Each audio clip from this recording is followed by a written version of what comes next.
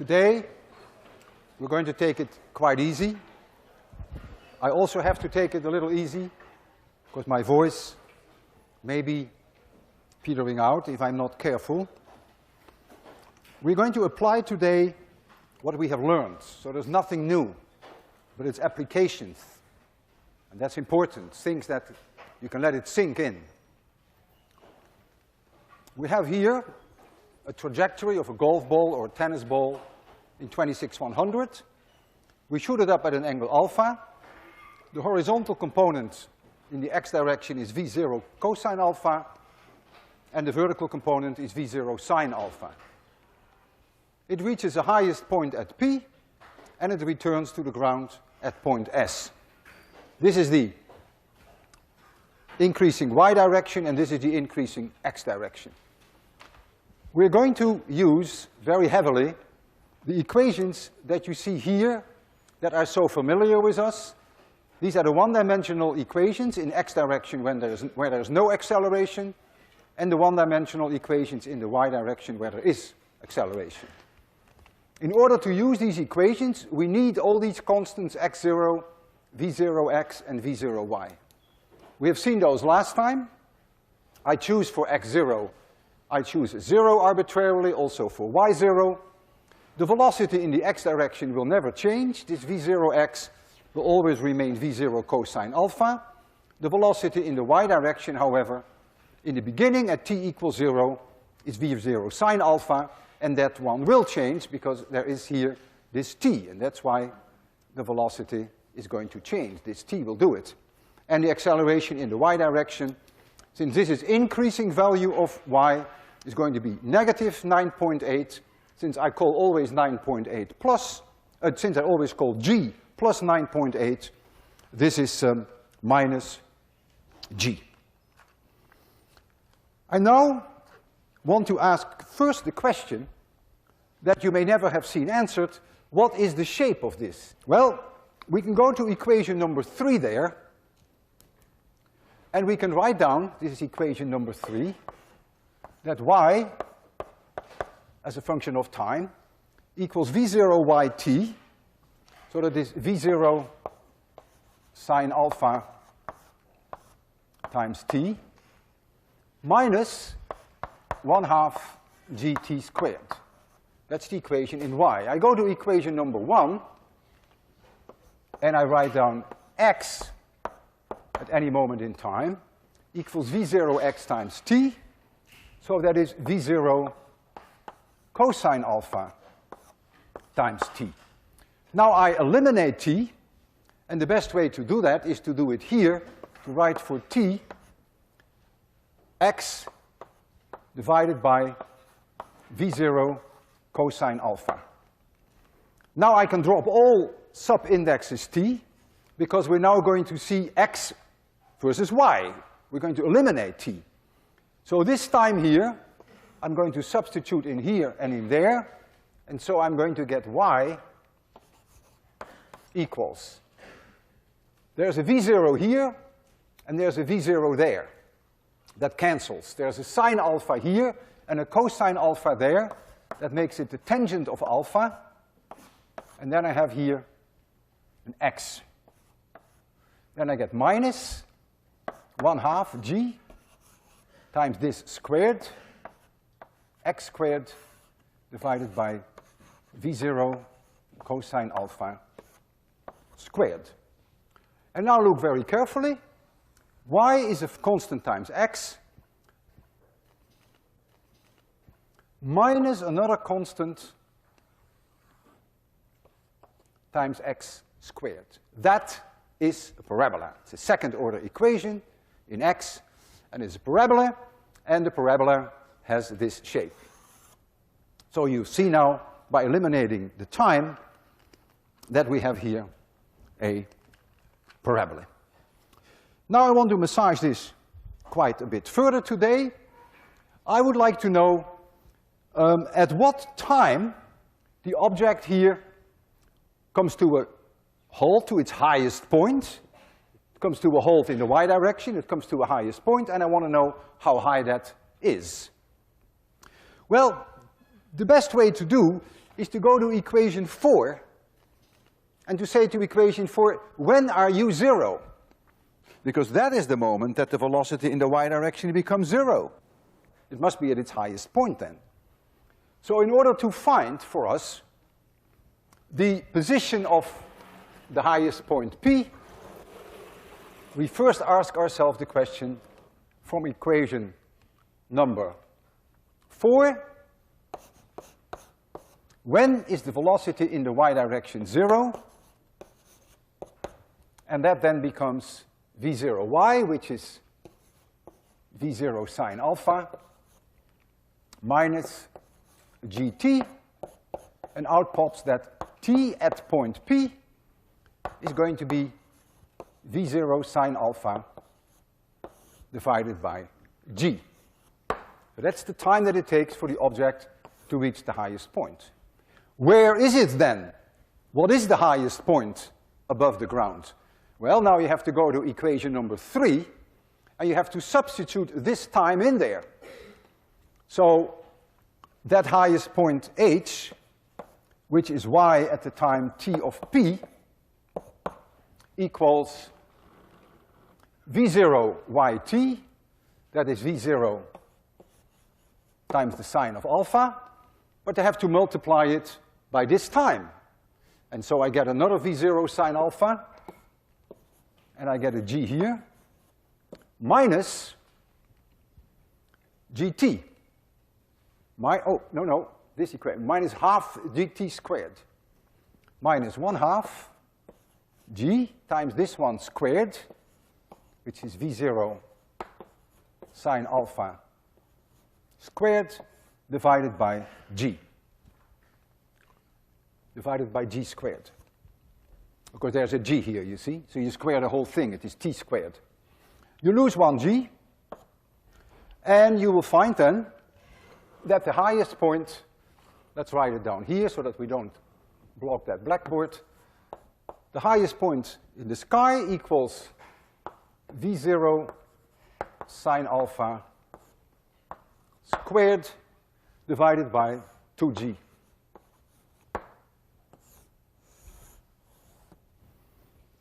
That is the highest point. Let's give that some color, because we may want to keep that. Is it reasonable that that point, that highest point in the sky, gets higher when v0 is higher? Of course. If I shoot it up at a higher speed, of course it will get higher. So it is completely intuitive that v0 is upstairs. If I increase the angle from a small angle to larger and larger and larger, is it reasonable that it will get higher? Of course. You all feel in your stomach that the highest possible value you can get is when you make alpha 90 degrees for a given velocity. That's the highest it will go in the sky. So clearly this is also very pleasing. If you did the experiment on the moon, with the same initial speed, it will go much higher. So you're also happy to see that this g here is downstairs. So that makes sense. At what time will the object be at point S? Now there are two ways that you can do that. You either go to this equation, number 3, and you ask equation number 3, when are you 0? It will give you two answers. It will say, I'm 0 here at this time, and I'm 0 at that time, and those are the two times that you want, and this is the one you pick. That's perfectly fine. I think there's a faster way to do it, and that's the following. This is a parabola, so it's completely symmetric about the vertical about p. So to climb up from O to P must take the same amount of time as to go down from P to S, and so I claim that the time to reach point S must be twice the time to reach point P, and therefore it's going to be 2v0 sine alpha divided by g. But now we want to look again whether the v0s and the sine alphas have the right place. Indeed, if I increased the speed, I would expect it to take longer before it reaches S. If I give it a larger speed, it will come out farther, and obviously the time will take longer. If I do it at a higher angle, it will also take longer. And if I do it on the moon, it will also take longer. So this makes sense. These equations are pleasing in terms of the way that V0 and sine alpha appear in the equations. But now comes an important point which I'm going to use throughout this lecture. I want to know what OS is. The distance OS. I shoot it up and it hits the floor again. What is that distance that it travels? Well, for that, I need equation number 1. It is V0x times the time. And V0x is V0 cosine alpha. So we get V0 cosine alpha times the time to hit it. That is 2V0 sine alpha. So I get a 2 here. I get a sine alpha. And I get a G here. And I have another V0 there. And so the answer is V0 squared times the sine of the double angle. Remember, 2 cosine alpha sine alpha is the sine of 2 alpha divided by G. And this is OS. And I'm going to need this a lot. This reminds me not to remove it. Now, I sort of wonder, and you should too, why is it that the highest point in the sky has a V0 squared, and why is the farthest point also, why does it also have a V0 square? There must be a way that you can reason that. Why is it not just V0? Why is it V0 square? Well, I'd let you argue about the highest points, and I'll give you a good reason for the distance, OS. Don't look at the equations. Just simply think for a change. Don't look at the equations. I double the speed. If I double the speed, then it's quite reasonable that the time that it takes for the object to reach the ground will double. But while the time that it flies has doubled, the horizontal velocity has also doubled. And so the distance that it will travel in horizontal direction is 4 times that. Twice because the time has doubled, and another factor of 2 because the horizontal component has also doubled. So that's why you see a V0 square there. It's completely pleasing. This tells you immediately that if you want to throw a ball as far as possible, people who play baseball know that, you should do it at 45 degrees. Because if you throw it at 45 degrees, then this angle, 90 degrees, and that is 1. Now, of course, in reality, a baseball player knows better. They give effect to the ball, they deal with air drag, they spin the ball, and then these equations are not valid. This is only in case we deal with vacuum. I now would like to test some of the results that we have here, that we have worked out here. I'm going to shoot a pellet, a metal ball. I'm going to shoot it at various angles, 30 degrees, 60 degrees, 45 degrees, and I'm going to make a prediction, if I shoot it up from there, where it will hit the table. A measurement is meaningless without knowing the uncertainties. So that's the first thing we have to deal with. The first thing I want to know is what is the velocity of this bullet when it comes out of the spring?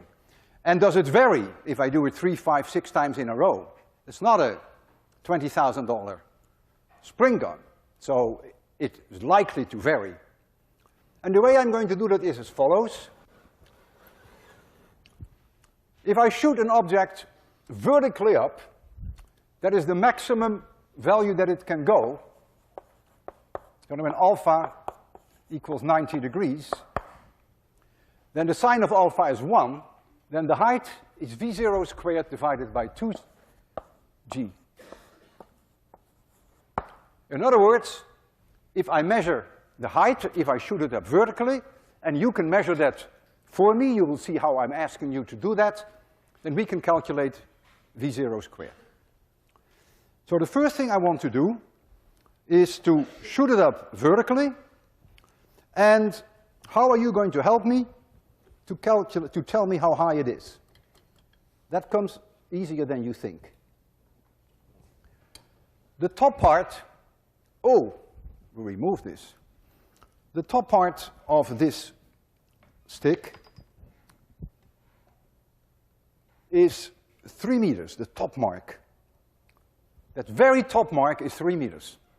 And all I want you to tell me whether it is yay much above or yay much below. And then we'll estimate that yay much, and then we'll make a guess. And I'll do it twice.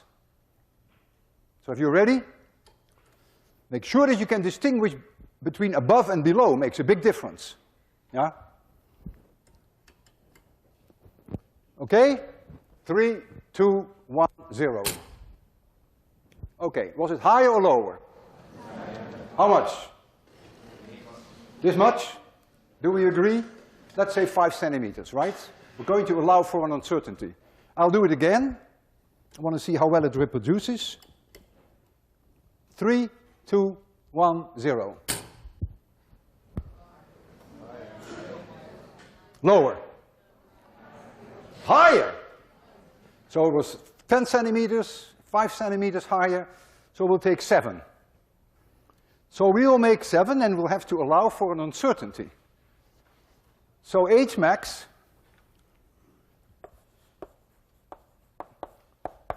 is about 3.07.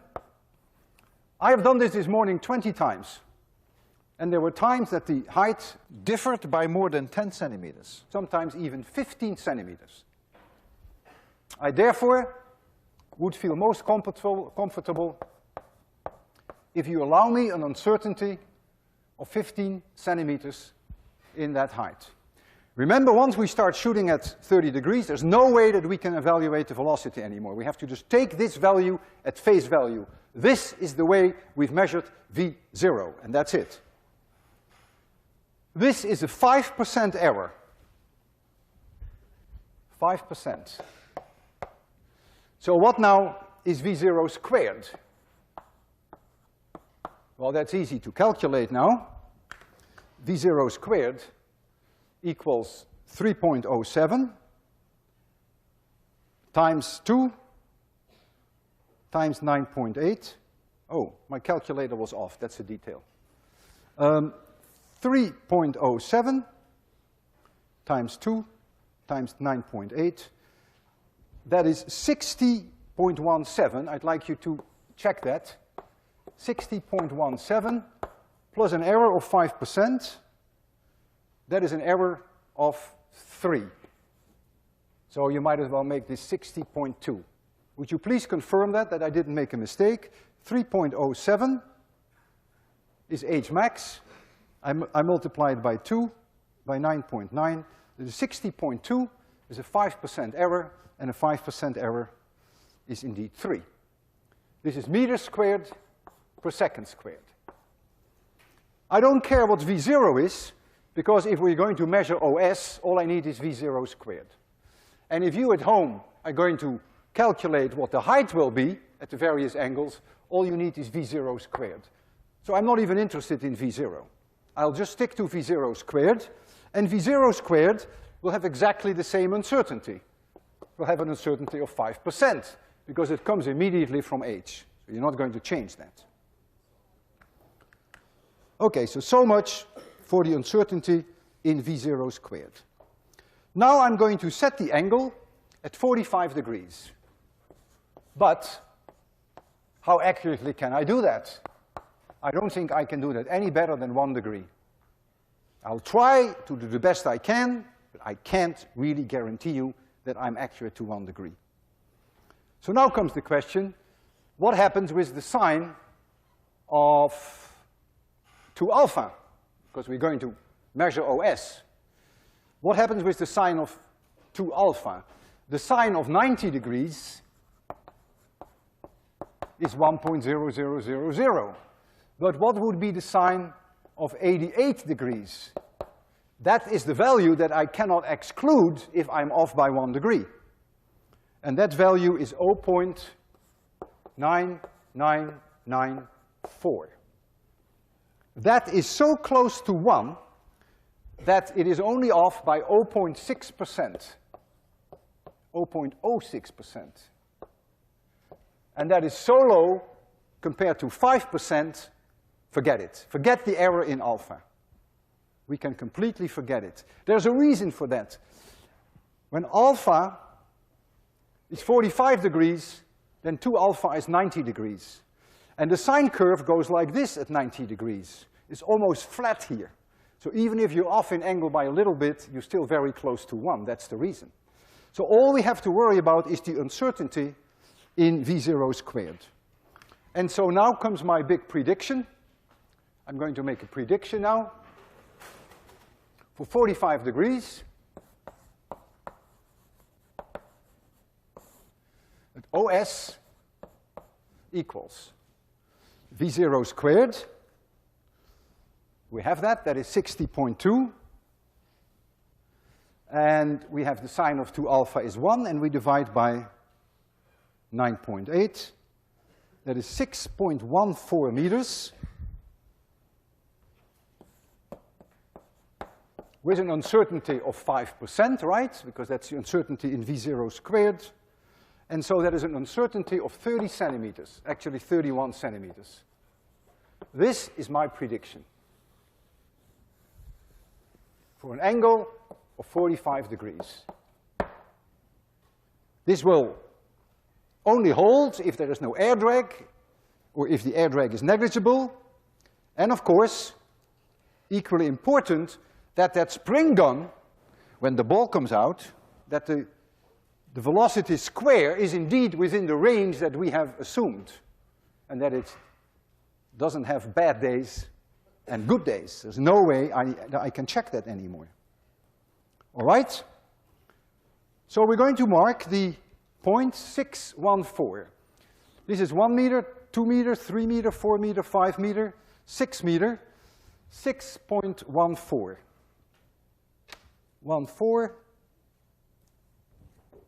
14 centimeters. My God, it's all the way here. And then I allow for an error of about 30 centimeters. Did I do that right? That is correct. 45 degrees, a 30 centimeter uncertainty.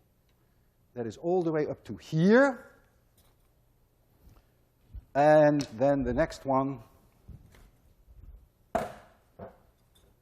roughly 30 centimeters. So that's where, if our calculations make sense, that's where the ball should hit. Now, I would like you to come here, if you don't mind, and stand here. And the moment that that ball hits, point your finger at it. Don't do it before I shoot, but just after I shoot. And then we'll hope for the best. Yeah? Okay. You're not nervous, right?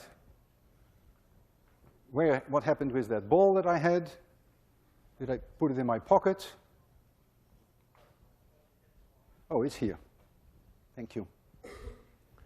So I'm going to set it now to the best I can at 45 degrees.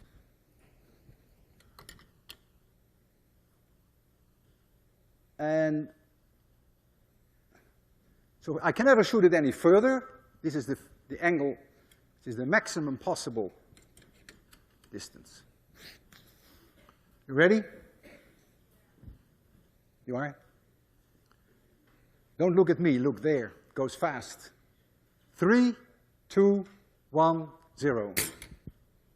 Put your finger there. Isn't that fantastic? Isn't that amazing? Do you see now how important it is that you have uncertainties in your measurement? In high school, you would have said it has to hit there. Bull, man. It has an error. And the error has to be taken into account. Where's my ball, by the way? Boy. Oh, I have it. Ooh, here. Okay, you can sit down now. You did great. It worked just because you were there.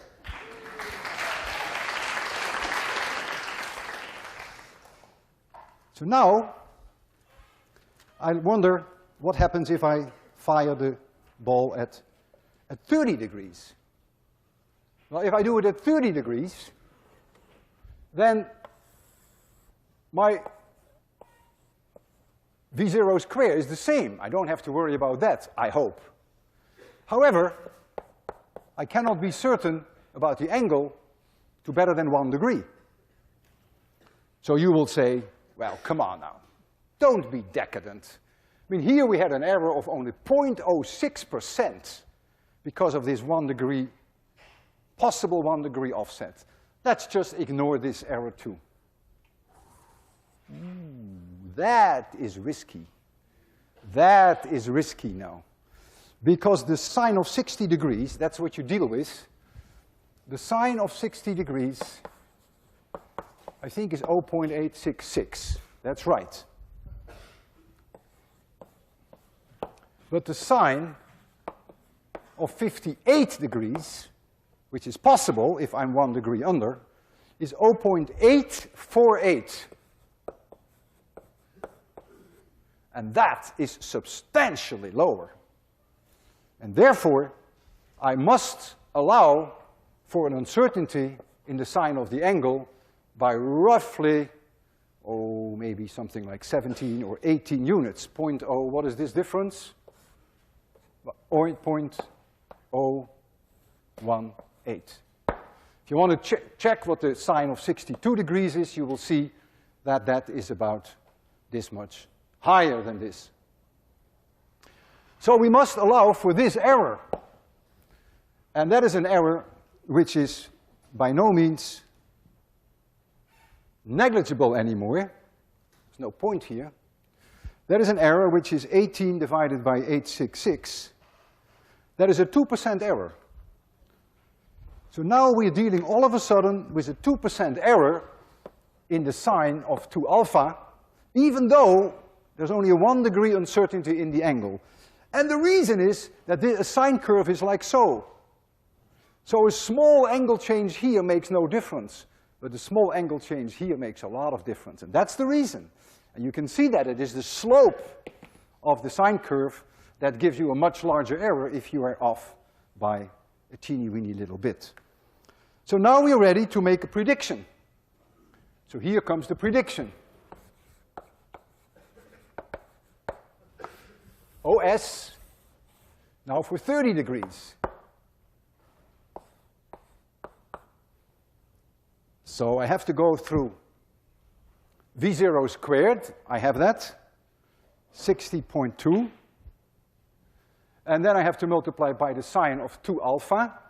That is the sine of 60. Multiply. And then I think I have to divide by g, that is right, 9.8. And I find 5.31 plus or minus. Now, 2% error in the sine of 2 alpha, 5% error in V0 squared. That gives me, I can't help it, a 7% error. So I have a 7% uncertainty multiplied by 0.07. So I cannot trust this any better than 37 centimeters. And so now I'm going to put the markers out at 5 meters and 31 centimeters. This is the 5 meter mark, 31 centimeters. And I allow for 37 centimeters on either side. It's here, and 37 centimeters on this side, that is here. I'm going to set the angle at 30 degrees. Welcome you. We need woman power here. Stay here, stay out of the fire line, and when that ball hits, you jump on it. Yeah, you jump on it. Okay, everything under control. 5, make sure I marked it right. 5 meters 3-1, that looks about okay. And now I have to change the angle to 30 degrees.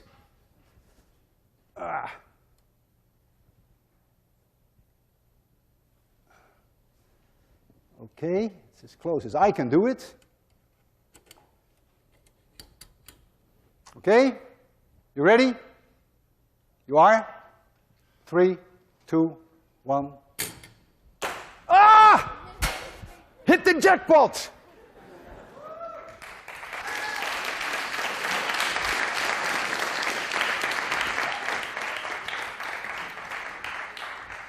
Incredible. What you can argue now, and successfully, you could say, perhaps you have been a little bit too conservative on your errors, and I admit that. But believe me, when I did this morning this 5, 6 times, that the error in V0 was quite substantial. The height differences were sometimes 15 centimeters, and so I had no choice. But it looked like we were a bit on the conservative side. Suppose now I repeated this experiment at 60 degrees. What will change?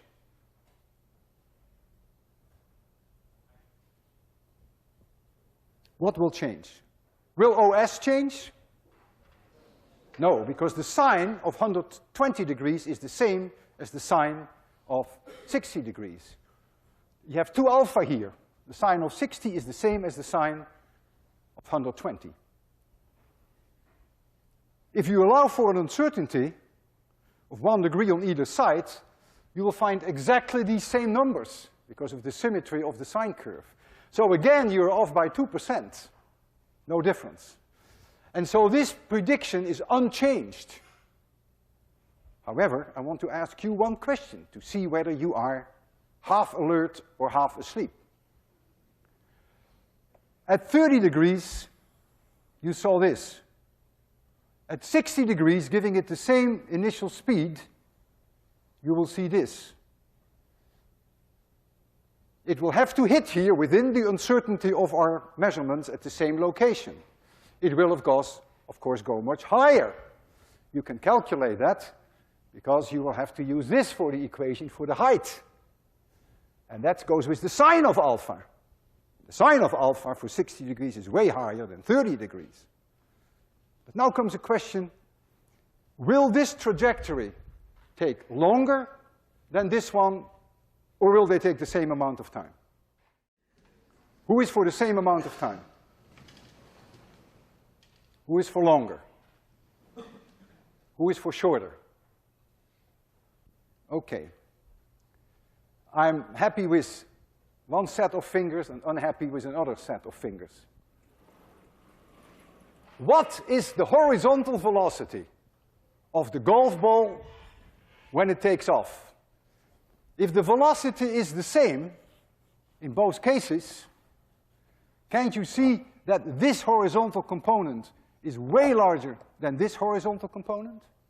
And if they travel the same distance, then this trip must take longer. Because it's the horizontal component in the x direction that determines how long it will take to go from here to there. Suppose I shot it straight up. How long do you think it will take to hit here? It has no horizontal component. All right? So think about this. This trajectory will take longer, but it ends up at the same point. All right? Number 3. Can you come here? So I don't have to change these markers. They're all perfect, provided that nature is willing to reproduce itself. 60 degrees.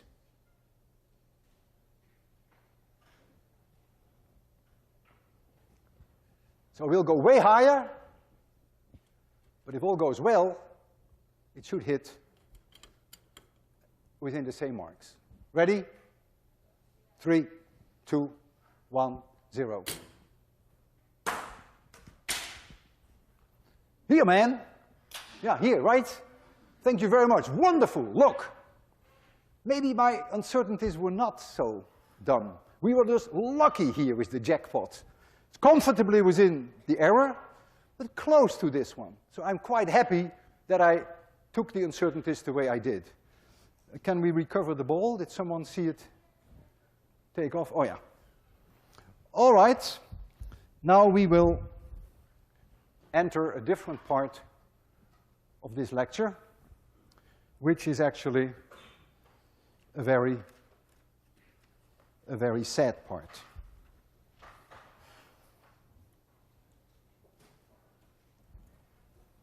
You know that people in Africa shoot monkeys.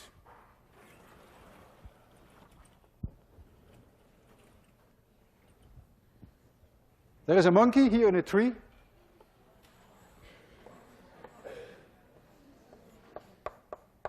Very happy.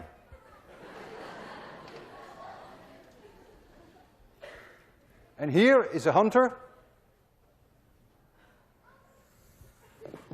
who never took 801,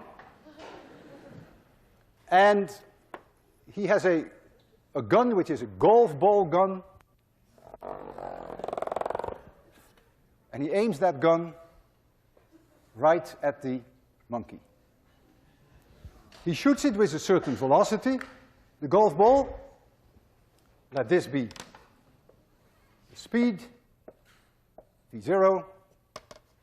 So the horizontal component, you're going to see that again and again, v0 cosine alpha, and the vertical component equals v0 sine alpha. Let this be my increasing value of y, and this be my increasing value of x. This golf ball, this golf gun, is really not first class, thank goodness. And so, when the hunter shoots this golf ball, this happens. And it ends up here at point P. Lucky monkey, so far. Now, it is very tragic, but true, that when the monkey sees the flash of the gun, it lets go.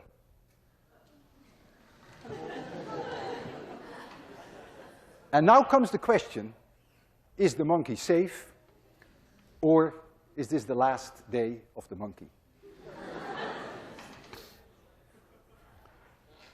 I asked the following question. This would be the trajectory with no gravity, and this is the trajectory with gravity. We can both agree on that. At a certain moment, t1, let us assume that the golf ball would have been here without gravity. Then I know exactly where it is with gravity. It must be exactly here, because the x position, xt1, is the same because the horizontal velocity is the same. That's independent of whether there is gravity or not. There is no acceleration in the x direction. And so, they are both exactly at the same x position. What is this difference? Well, that is the difference between the equation with gravity and without gravity. And y, as a function of time, you can look at equation number 3 there, if you can still see it, equals v0y, which is v0 sine alpha, time t, minus 1/2 gt squared. Well, if there is no gravity, this term doesn't exist. So that's this straight line. With gravity, it's the same thing, but you have to subtract this. Therefore, this distance is 1/2 gt1 square. That is this distance, because this curve is lower by this amount. Now comes the time that the golf ball hits point P, when its position is xt2, and the time here is t2. That means if there had been no gravity, the golf ball would have been there, They must have the same position in x at this catastrophic moment. So what now is the distance between the monkey and the golf ball, the distance between the two trajectories, one trajectory no gravity, the other with gravity. This distance equals 1/2 gt2 squared for that same reason. And we all know that if the monkey at time t equals 0 let go, that in t2 seconds it will have fallen exactly over a distance 1/2 gt2 squared. Exactly. This couldn't be more tragic. And he will be killed. You may say, well, yeah, but you have manipulated the speed of that gun just so nicely. Oh no. Oh no. I can shoot that with a higher speed at the same angle alpha, and the trajectory would be this, and the monkey would be killed there. I can do it with a lower speed, and the monkey would be killed here. It's independent of the speed of the bullet, because always this part here is always exactly the distance that the monkey falls in that time. However, if the speed is very low, that it hits the ground before the monkey hits the ground, well, okay, then the monkey is safe. So the only thing that is very, very critical is alpha. It must be precisely aimed at the monkey. If that's not the case, then the monkey will be safe. Now, before we will witness this classic and rather tragic drama, I want to look at this from a somewhat different point of view, namely from the point of view of the monkey. The monkey sits there, looks at the gun, and the golf ball comes to the monkey. And I will put them both in a room, which is an elevator, and the elevator is in free fall, and they don't even know that. They both fall with the acceleration g. Here is the monkey, 3, and here is the gun.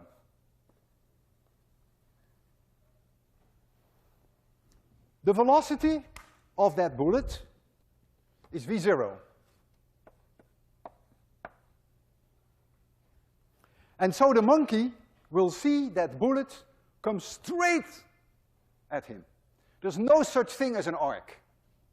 They both fall in this falling elevator, and so the bullet comes. The monkey happens to be a very intelligent monkey. And the monkey says to himself, how long do I have to live? And the monkey makes the following calculation.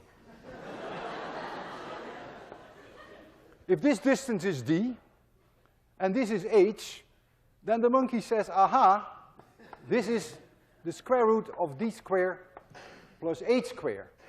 So from the monkey point of view, the time for the kill will be the square root of d squared plus h squared divided by v0. That's how many seconds he has to live. But you people are also quite smart. And you look at this diagram, and you said, no, no way. If this distance is d, then the speed to reach this point is v0 cosine alpha. In other words, the time that it takes for this object to reach this value of x, so for 26,100 MIT students, t-kill equals d divided by v0 cosine alpha. But what is the cosine of alpha? That is d divided by the square root of d squared plus h squared. So I can replace this cosine alpha by d divided by the square root. So I can replace this cosine alpha by d divided by the square root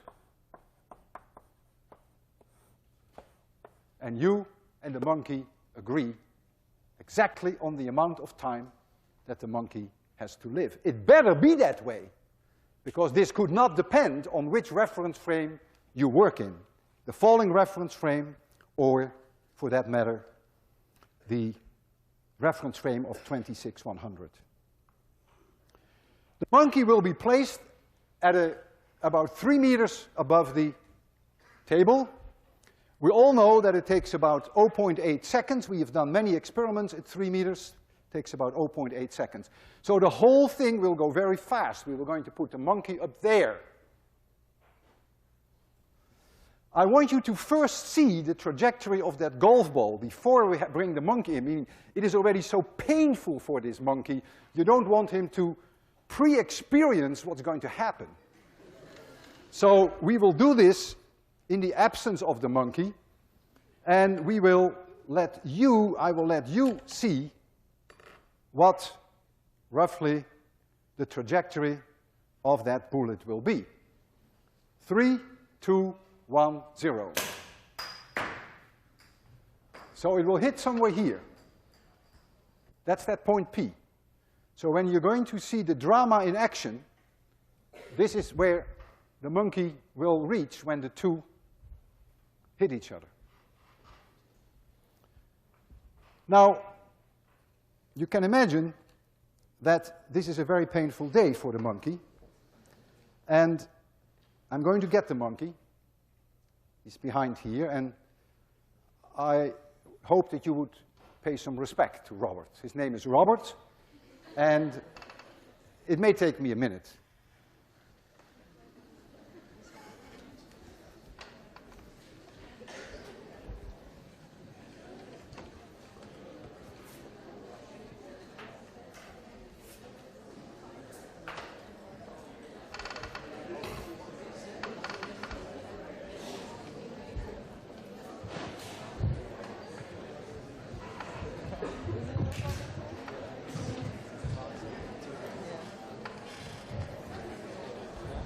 Buggy Wolf competition now?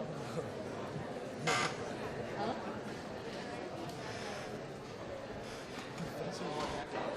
Jason is so fish.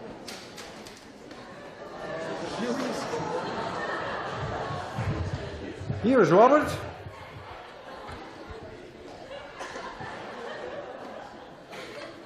I thought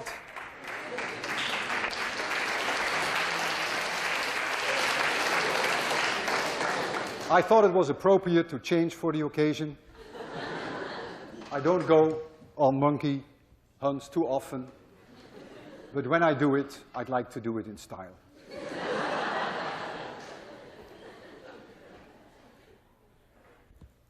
Here is Robert, and we're going to put Robert up here. Robert has in his head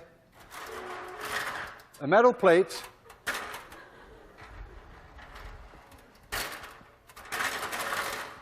so that when we activate the electromagnet, that we can stick him on there, and when we take the current off, then Robert will fall. So this is the activation of the electromagnet.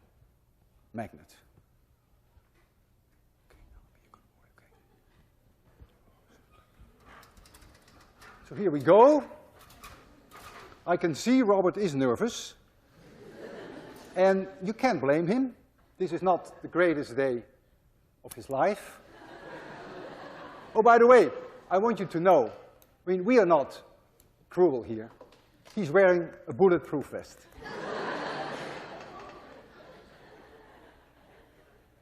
Oh boy, I can feel he's shaking all over his body. He's very nervous. Robert, don't let go yet. Oh, let me show you, it's important that you know that we have done everything we can to aim this gun as accurately as we can at Robert.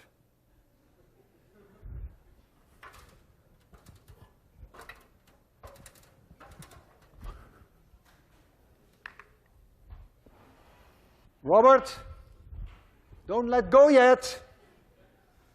We got to first cock the gun. Hold it now. Hold it, Robert. This happens always with Robert.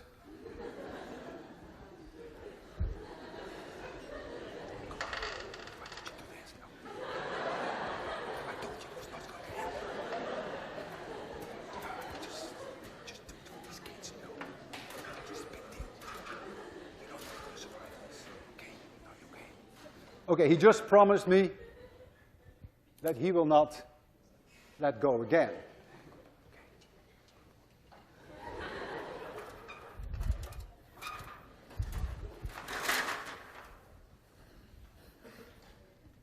When I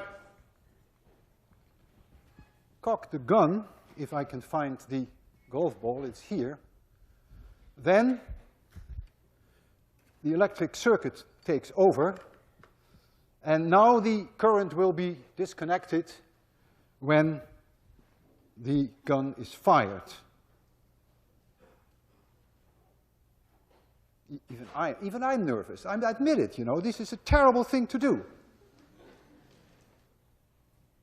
Terrible thing to do. You ready? 3, 2, 1, 0.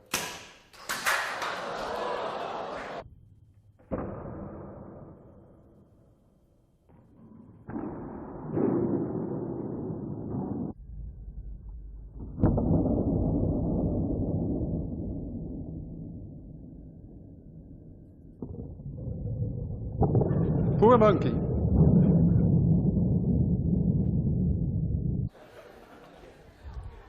See you Friday.